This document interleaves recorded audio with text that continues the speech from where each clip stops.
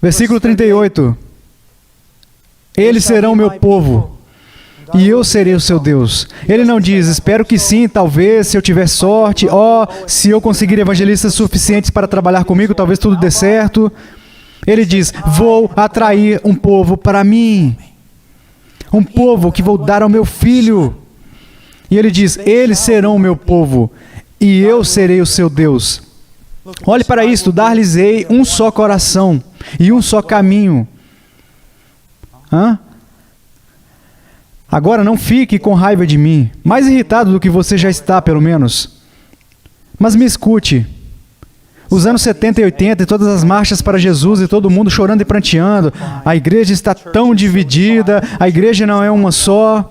Meu caro amigo, deixe-me dizer uma coisa, se a igreja não é uma só, significa que há uma oração que Deus o Pai não respondeu ao seu Filho. E essa promessa da nova aliança falhou. Então eu quero redirecioná-lo um pouco. Eu quero dizer a você, a igreja é uma, ela sempre foi uma. Você já se sentou em um avião ou talvez conheceu alguém em um mercado que você nunca tinha ido? E você sendo talvez batista ou menonita ou isso ou aquilo, mas verdadeiramente evangélico, verdadeiramente cristão, você fala com eles por não mais que alguns minutos e descobre, BAM! Ele é um crente, está ao vivo e a cores. E naquele momento você daria a sua vida por ele, você daria a sua vida por ele. Lembro-me de uma vez, estávamos no departamento Amazonas, no Peru, e foi na época do Sendero Luminoso e da guerra civil que estava acontecendo lá. Passamos 22 horas na traseira de um caminhão com grãos sob uma lona preta, e por volta da meia-noite tiramos a lona, o caminhão parou e pulamos na selva. Passamos a noite bem na beira da selva e subimos até um lugar chamado Engenho em Tambolique. Mais ou menos na metade da subida, nos perdemos no escuro até o dia seguinte. Então, estávamos orando, eu e o meu querido amigo Paco. Ó Deus, nos dê alguma direção, estamos perdidos. Se fôssemos encontrados ali, os terroristas eram os donos do lugar, os militares nem entravam. E rogamos, ó Deus, nos dê alguma direção, nos ajude. Ouvimos um sino e ouvimos alguém falando. No início, achamos que era uma conversa estranha. Então, percebemos que era um garotinho vindo do campo com o seu burro. E ele estava conversando com o seu burro. E assim nós fomos atrás e o seguimos. Então paramos na orla da cidade, uma pequena vila com cabanas. E eu disse, Paco, se os terroristas são donos dessa coisa, estamos mortos. Mas temos que ir a algum lugar. Então nós descemos, caminhamos até um homem que estava bêbado no escuro. E dissemos, há irmãos aqui? Porque todo mundo sabe o que isso significa nas montanhas. Significa um verdadeiro cristão. E ele disse, a velha ali.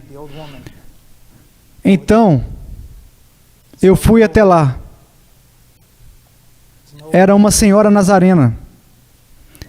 Bati na porta e disse, sou pastor evangélico. Por favor, me ajude. Aquela senhora estendeu a mão com uma lanterna, ela me agarrou, ela me puxou para dentro, ela agarrou o Paco, nos puxou, sua casa era feita de barro, e ela nos levou para o porão, onde havia alguns fenos, galinhas e etc. E ela sentou a gente lá e acendeu uma lamparina, e aí um garotinho entrou, e ela o chamou e disse, vai chamar os outros irmãos, e eles começaram a trazer galinhas, mandioca e tudo mais, arriscando suas vidas. Por quê? Porque somos um! Pare de dizer todas essas coisas tolas que você está dizendo, que o corpo de Cristo está dividido e que é uma bagunça, está cheio de pecado. Se eu fosse você, eu não falaria da noiva de Cristo dessa maneira. O que você tem é um monte de bodes e joios entre as ovelhas. E porque muito pouca disciplina bíblica da igreja compassiva é praticada, eles vivem entre as ovelhas, eles se alimentam das ovelhas e eles destroem as ovelhas. E aqueles de vocês que são líderes na igreja vão pagar um alto preço quando estiverem diante daquele que os ama, porque não tiveram coragem suficiente para se levantarem e enfrentarem os ímpios. Na verdade, ouça-me.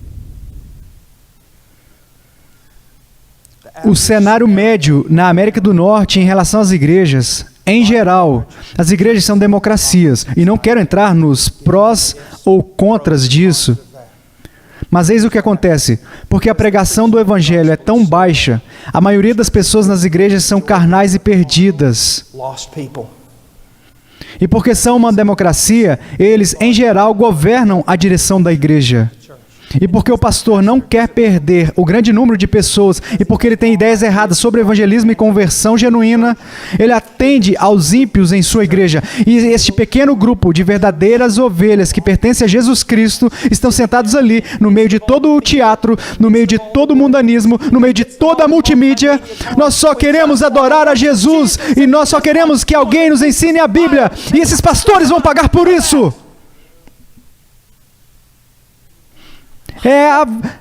Eu quero dizer, é a verdade. É simplesmente verdade. Você está dizendo, você está apenas com raiva. Meu caro amigo, você sabe o que me custa dizer isso?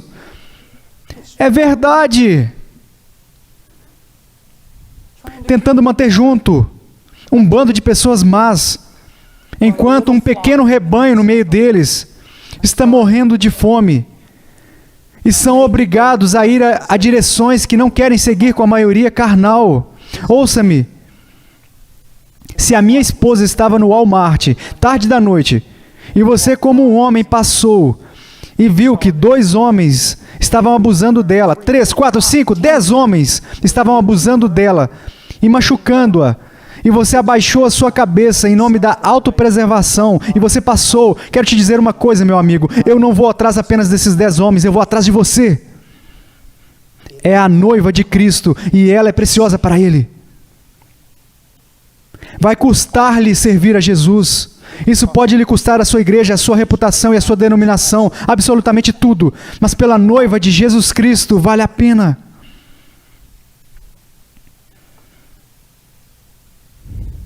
E veja o que diz, eu amo isso. Olhe para o 39, dar-lhes-ei um só coração e um só caminho. E o que é esse caminho? É Cristo e a sua santidade. Todos os verdadeiros crentes que já conheci falavam muito de Cristo e tinham um desejo ardente de serem mais santos do que eram, mais parecidos com Cristo. E veja, dar-lhes-ei um só coração e um só caminho para que me temam todos os dias para seu bem e bem de seus filhos. Que texto é esse? Mas continua, farei com eles aliança eterna, segundo a qual não deixarei de lhes fazer o bem. Agora, acabamos de ler isso e tantas pessoas que são ímpias, que estão perdidas, elas simplesmente vão à igreja no domingo, elas ouvem este versículo e dizem, sim, Deus fez uma aliança eterna comigo, Ele nunca se afastará de mim, nunca, nunca, estou seguro por causa da graça de Deus, mas eles não conseguem ler a segunda parte. E veja o que diz, farei com eles aliança eterna, segundo a qual não deixarei de lhes fazer o bem, e porei o meu temor no seu coração, para que nunca se apartem de mim. A evidência de que Deus fez uma aliança eterna com você, Senhor, é que Ele colocou o temor de Deus em você, para que você não se afaste dEle. E se você se afasta dEle e Ele não o disciplina, e você continua se afastando dEle, é a evidência de que Ele não colocou o seu temor em você, você não foi regenerado, e você não tem nenhuma aliança com Deus. É a verdade. Ele diz, tem cuidado de ti mesmo e da doutrina. Continua nestes deveres, porque fazendo assim salvarás tanto a ti mesmo, como aos teus ouvintes. Agora vamos terminar com isso. Este versículo não significa praticamente nada na comunidade evangélica de hoje. Quantos pastores e pregadores você acha que levam isso a sério? Preciso cuidar de mim mesmo para ter certeza da minha salvação e daqueles que me ouvem. Eu tenho uma pergunta, pastor. Quando foi a última vez que você examinou a sua própria vida para ver se está na fé? Para ver se você realmente o conhece? Veja, meu caro amigo, tenho certeza absoluta. Quando analiso a minha própria conversão, quando a discuto com outros homens, quando olho para os 25 anos da minha peregrinação com Cristo, tenho grande certeza de tê-lo conhecido. Mas mesmo agora, se eu me afastasse da fé e me desviasse e continuasse nessa direção, na heresia, no mundanismo, poderia ser a maior das provas de que eu nunca o conheci, que tudo era obra da carne. Eu sei que o que estou dizendo é surpreendente para você. Você pensa, meu Deus, eu nunca ouvi tal coisa. Leia O Peregrino. Tem cuidado de ti mesmo e da doutrina. Continua nesses deveres, porque fazendo assim, salvarás tanto a ti mesmo como aos teus ouvintes. Que Deus abençoe a sua igreja.